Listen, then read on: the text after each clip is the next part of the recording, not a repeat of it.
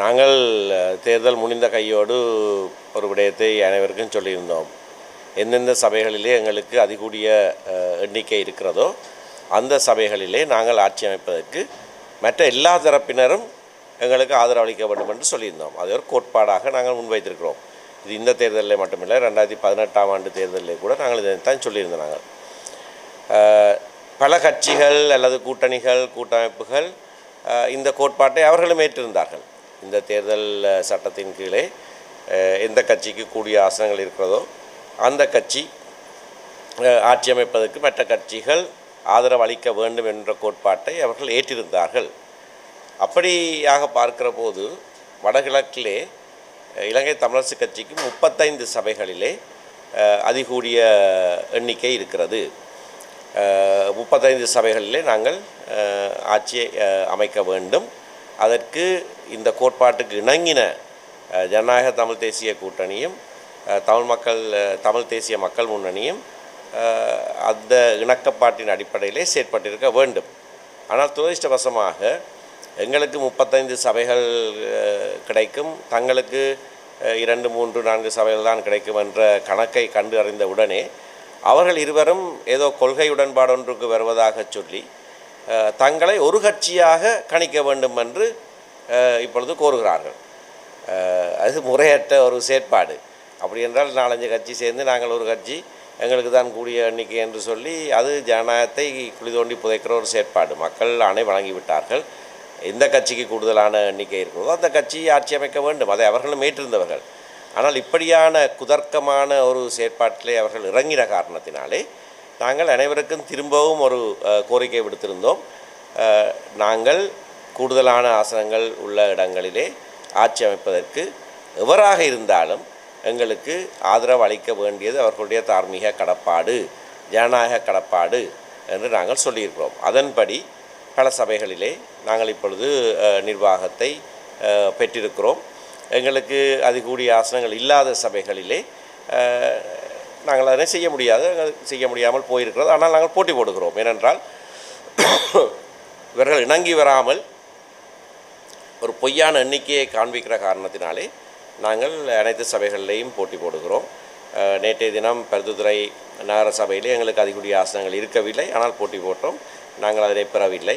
இன்றைக்கு வல்வெட்டித்துறையிலே நாங்கள் போட்டி போட்டோம். எங்களுக்கு அதிகூடிய ஆசனங்கள் அங்கே இருக்கவில்லை. 7-6 என்ற அடிப்படையில் மட்டும்தான் ஒரு வாக்கினாலே அது தோற்றிருக்கிறோம். சாவச்சேரி நகர சபையிலே எங்களுக்கும் தமிழ் மக்கள் தேசிய முன்னணிக்கும் தமிழ் தேசிய மக்கள் முன்னணிக்கும் ஒரே அளவான எண்ணிக்கையாக இருந்தது.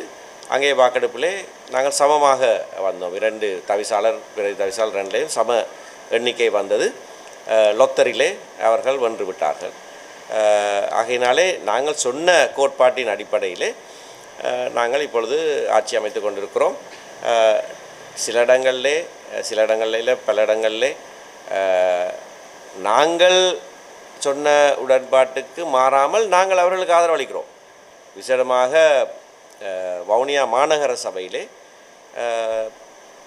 நாங்கள் எங்களுடைய ஆதரவினால்தான்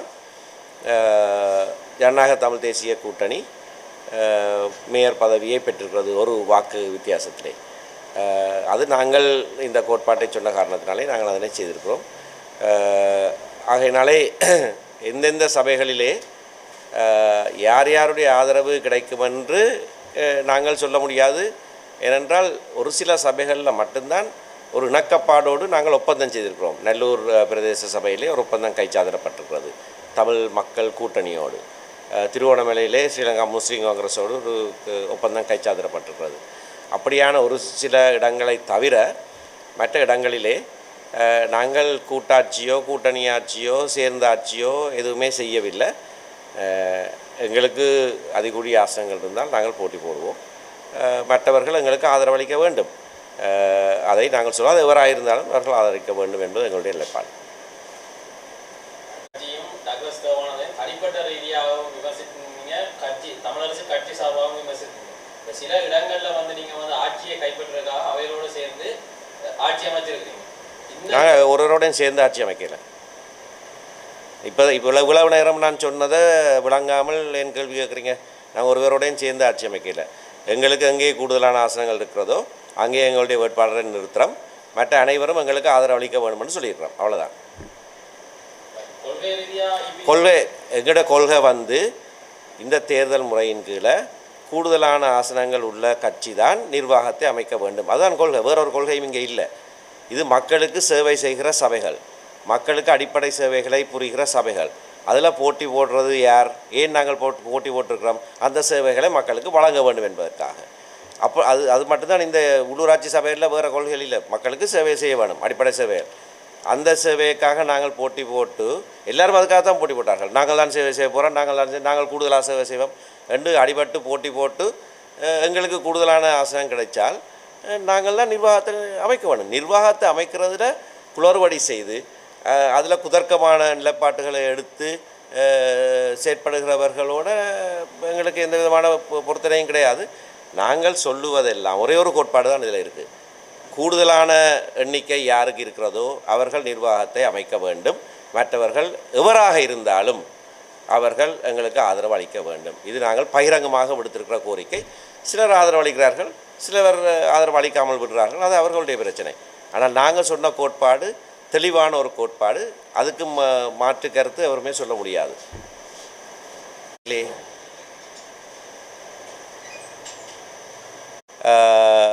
முக்கியமான ஒரு விஷயம் இப்போ நடந்திருக்கு. மன்னாரிலையும் ஒரு சில காணி துண்டுகள் வடக்கு மாகாணத்தில் மற்ற 4 மாவட்டங்களில் 3 மாவட்டங்களில் வவுனியா தவிர்ந்த மற்ற எல்லாமே 4 மாவட்டங்களில் 5941 ஏக்கர் காணி அரசுடைமையாக்கப்படுவதற்கான ஒரு வர்த்தமானி பிரசுரம் மார்ச் மாதம் 28ஆம் தேதி பிரசுரிக்கப்பட்டது. அது சம்பந்தமாக நாங்கள் கடுமையாக அரசாங்கத்தை எதிர்த்தோம். அது மீள்கை வாங்கப்பட வேண்டும் என்று நான் தேர்தல் நாட்களிலேயே கோரிக்கை விடுத்தேன். இல்லையென்றால் பாரிய மக்கள் போராட்டத்தை, சட்ட மறுப்பு போராட்டங்களை நடத்துவோம் என்றும் சொல்லியிருந்தேன். நான் கொடுத்த காலக்கெடு மே மாதம் 28ஆம் தேதி. அதற்கு ஒரு நாள் முன்னதாக மே மாதம் 27ஆம் தேதி அரசாங்கம் பகிரங்கமாக தாங்கள் அதனை மீள கைவாங்குவதாக அறிவித்தார்கள். மீள கைவாங்குவதாக உத்தியோகபூர்வமாக காணி அமைச்சு ஒரு பகிரங்க அறிவித்தலை விடுத்திருக்கிறது. ஆனால் அப்படி விடுத்து 2-3 வாரங்களாகியும் இன்னமும் அது மீள் கைவாங்கப்படவில்லை. ஆகையினால் சென்ற வாரம் நான் உச்ச நீதிமன்றத்தில் ஒரு அடிப்படை மனித உரிமை வழக்கொன்று தாக்கல் செய்திருக்கிறேன் பொது நன்மைக்காக. அந்த வழக்கு நேற்றைய தினம் உச்ச நீதிமன்றத்தில் எடுத்துக்கொள்ளப்பட்டது. அரசுக்காக ஆஜரான சட்டத்தரணி அந்த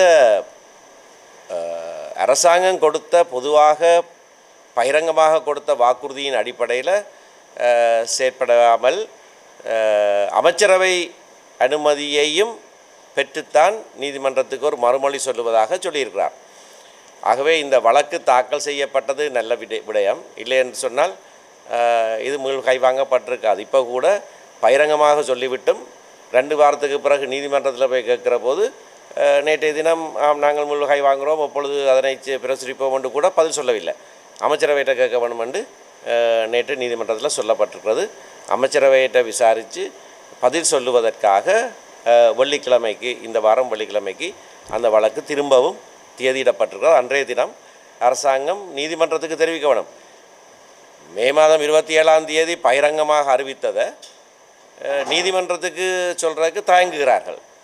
ஆகையினால் இந்த வழக்கு தாக்கல் செய்தது மிகவும் முக்கியமான ஒரு விடயம். இல்லை என்று சொன்னால் ஜூன் 28 வந்தும் போய்விடும். அதற்கு பிறகு எவருமே எதுவும் செய்ய முடியாத ஒரு சூழ்நிலை ஏற்பட்டிருக்கும். மக்கள் போராட்டங்களை தவிர்ப்பதற்காக நாங்கள் பாரிய சட்ட மறுப்பு போராட்டங்களை ஆயத்தம் செய்வதை அறிந்து கொண்டு அரசாங்கம் தாங்கள் மீள்கை வாங்குவதாக அறிவித்துவிட்டு ஆனால் அதனை செயற்படுத்தாமல் காலம் தாழ்த்தி கொண்டு இருக்கிறார்கள்.